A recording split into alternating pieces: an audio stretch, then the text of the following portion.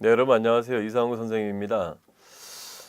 국제정치학 문제풀이 강의를 시작하도록 하겠습니다. 국제정치학 문제풀이는 진도별로 25번 정도 강의할 것 같고요. 그 다음에 전범위로 5번 정도에서 총 30회 정도로 준비를 하고 있습니다. 국제정치학은 아시다시피 이론, 이슈, 외교사라고 되어 있는데요. 네, 각각 어느 정도 좀 진도에 맞춰서 진도를 나눠서 강의를 진행하도록 그렇게 하겠습니다. 네, 기본서 학습은 잘 하셨습니까? 네, 그래도 뭐 어느 정도 기본서 공부를 하시고 나서 문제를 푸시는 게 좋겠죠.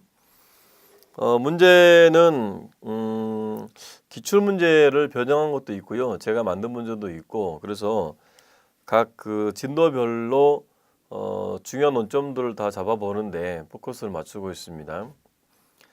자, 그럼 바로 1회부터 시작하도록 하겠습니다. 이번 그 진도는요, 국제정치학 총론, 그리고 사상, 그리고 조금 진도가 부족해서 이론 총론까지 이렇게 준비를 해봤습니다. 1번부터 갈게요. 네, 헤들리 불이 제시한 국제체제 역사에 대한 3개 사상 전통 중 그로티우스 시각과 관련된 내용이 아닌 것은 그로티우스 관점이죠. 세 가지 관점이 있는데 홉스적 관점, 칸트적 관점, 그로티우스 관점 세 가지가 있고요. 현실주의와 보편주의의 중간적 위치에 해당한다. 현실주의가 홉스 관점이고요. 보편주의가 칸트적 관점이죠. 중간적 위치에 해당한다. 중간적 위치라는 말은 이제 두 가지인데요. 그 현실주의가 말하는 그 행위자가 국가다라는 거하고 보편주의가 말하는 행위자들 간의 협력이 가능하다. 그래서 국가 간의 협력이 가능하다가 포인트겠죠. 국가 간의 협력이 가능하다. 자, 2번 가보면요. 국가들 상호 간의 관계가 공통 규칙 또는 제도에 의해서 제한된다. 공통의 규칙이나 제도를 통해서 이 사회성이라는 걸 만드는 것이죠. 사회성. 국가들 관계 그렇죠. 주권 국가들로 구성된 국제체제는 궁극적으로 해체가 되어 세계 연방을 지향한다. 주권 국가들로 구성된 체제가 유지된다고 보는 것이 이 그로티우스 관점입니다. 국가들 간의 협력을 말하는 것이죠. 협력을.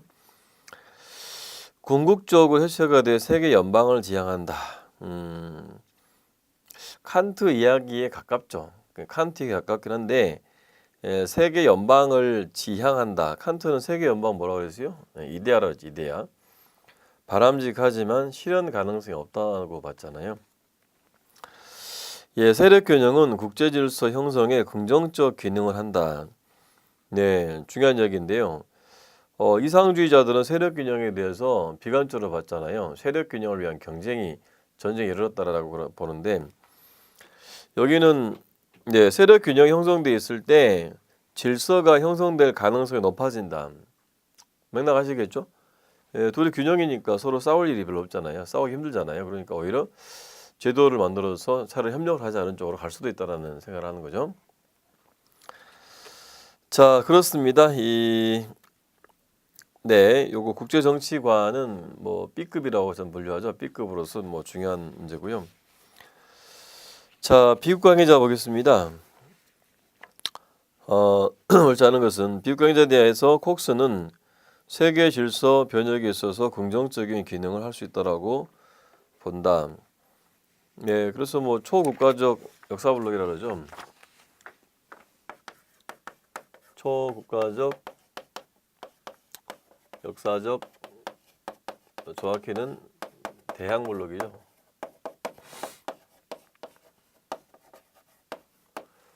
그래서 그 미국이 주도하는 신자유주의 질서에 대항하는 새로운 질서를 만들어낼 수 있는 그런 세력이라는 뜻이고, 그런 면에서는 이제 신자유주의 질서를 개혁하는 거니까 착취적 질서를 개혁하는 거니까 바람직하다 볼 수 있겠죠.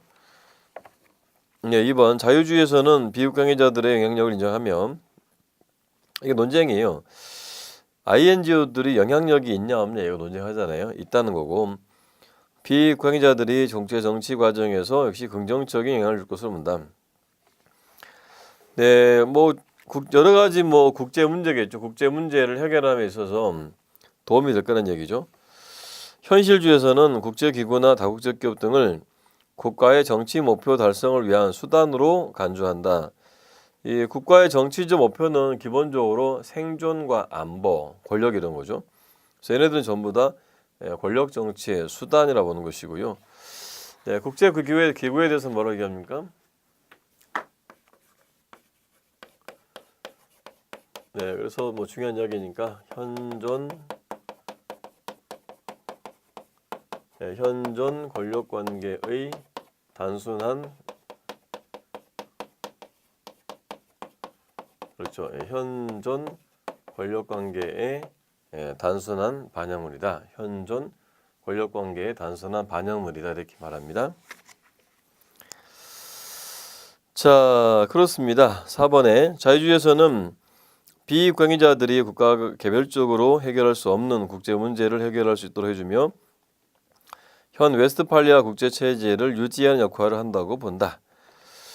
그렇지 않죠. 웨스트팔리아 체제를 변화시키는 역할을 하는 것입니다. 당연하죠. 웨스트팔리아 체제는 국가들 중심 체제를 말하기 때문에 그 체제를 약화시키기 위한 역할을 한다고 보는 것이고 이게 또 논쟁입니다.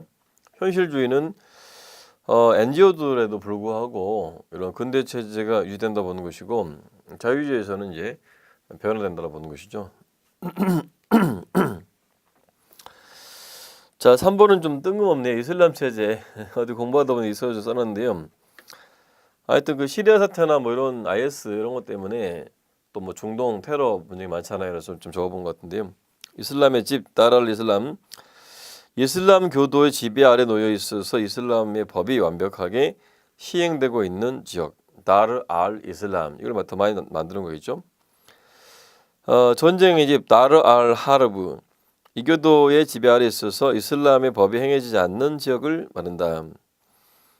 별게 다 있네요. 그냥 그런 게 있다. 보험용 논점이에요. 지하드, 성전을 말하죠. 지하드로 왔죠. 무슬림으로 군에 종사할 만한 신체를 가진 사람은 누구도 음상이다.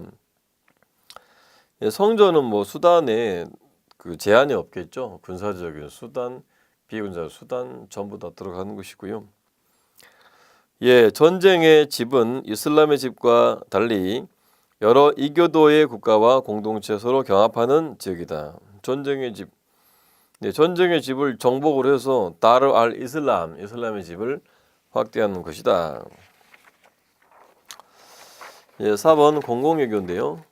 공공외교 대두 배경에 대한 설명으로 옳지 않은 것은 9.11 테러, 이라크 전쟁 등을 통해 하드파워의 한계가 드러났다. 이건 이제 공공외교가 추구하는 게 뭐예요?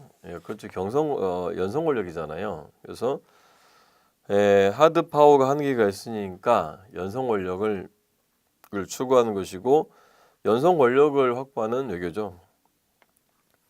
20세기 후반 이래 정보통신 기술의 혁명적인 변화.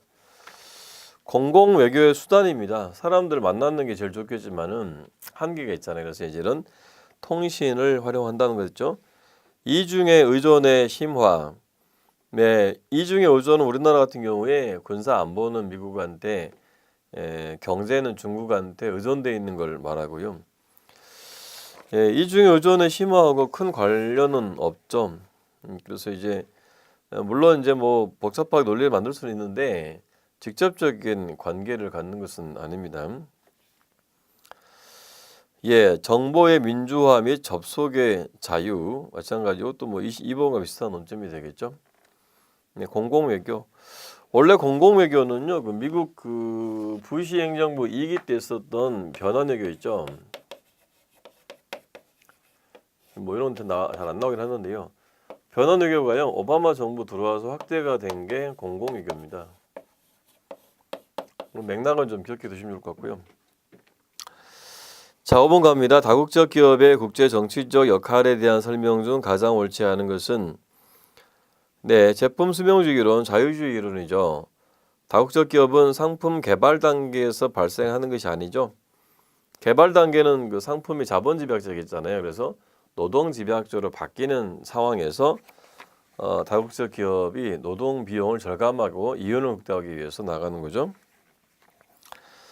예, 상호전론에서는 다국적 기업이 국제 정치의 주요한 행위자 중에 하나이다.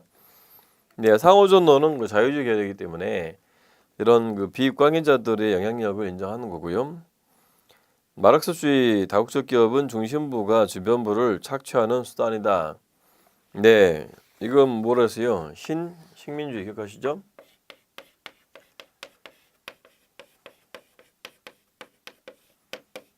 네, 니오 콜로니얼리즘이요. 콜로니얼리즘. 식민주의고요. 길피는 다국적 기업의 해외 진출로 미국 내 산업의 공동화 우려가 있다고 한다. 그리고 그 패권 쇠퇴죠. 예, 패권 쇠퇴의 원인이 된다라고 봤습니다. 기억하시죠? 길피는 기술 진보가 패권의 가장 중요한 원천이라고 봤거든요. 그래서 기술이 다국적 기업을 통해서 확산이 되면서 패권을 쇠퇴한다라고 봤습니다. 자, 그리고 그 냉전 체제 이야기인데요. 그 앞부분에 제 책에 뭐 냉전 체제는 없는데 그냥 전반적인 체제 이야기를 좀 같이 담아놓은 부분이고요.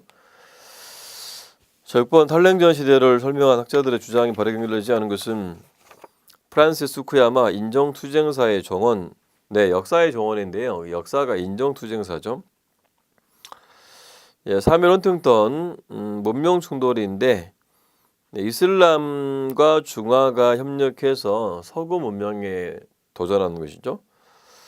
메스키타는 민주평화론자입니다. 현실주의자 같잖아요. 근데 이분은 물론 그 기대 효용 이론이라는 현실주의 계통의 이론도 말씀하셨지만 또 민주평화론도 말씀을 하신 재미난 학자입니다. 미어샤이머는 세계화의 비관적인 미래. 네, 세계화 시대를 할지라도 그 탈냉전기에 들어와서는 네, 그 국가들 간의 강대국 간 그 정치, 권력 정치가 더 확대될 것이기 때문에 비관적이다. 존 미어샤이머. 그 미어샤이머는 꼭 기억하실 게 지역 체제를 중심으로 사고하시고 모든 나라들은 뭘 추구해요? 그가 속한 지역에서 지역 헤제몬, 리저널 헤제몬을 추구하기 위해서 극도의 경쟁을 한다. 끝이 없는 경쟁을 벌일 것이다. 이렇게 봤습니다. 자, 냉전 체제 기원과 관련된 설명으로 옳지 않은 것은 이것도 뭐 저는 중요하게 보고 있는데 아주 중요하게 보고 있습니다. 간혹 나오고 있고요. 냉전의 기원에 대한 전통주의, 수종주의 논쟁은 냉전 시작의 책임 소재와 관련이 있으며 뭐 그렇죠. 누가 책임이 있나 이거죠.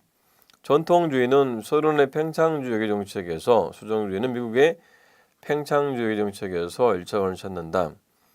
네, 수종주의는 그 뉴 레프트라고 해서요. 신좌파, 뉴 레프트 입장이죠. 네, 미국의 그 자본주의 문제였다고 보는 것입니다.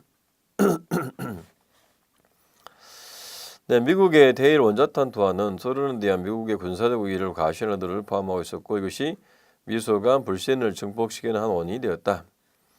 네, 얄타회담에서 미국 소련은 독일 분할 지배를 놓고 대립하지 않았죠. 어떻게 됐어요? 미영불소죠. 미영불소 네 나라가 분할 지배하기로 합의가 됐죠. 예, 한국 전쟁 발발 이후 미국은 서유럽에서의 군사력 증강의 일환으로 서독의 재무장을 추진하였고 이에 대한 대응으로 소련을 중심으로 한 공산권의 바르샤바 조약기구가 탄생하게 되었다.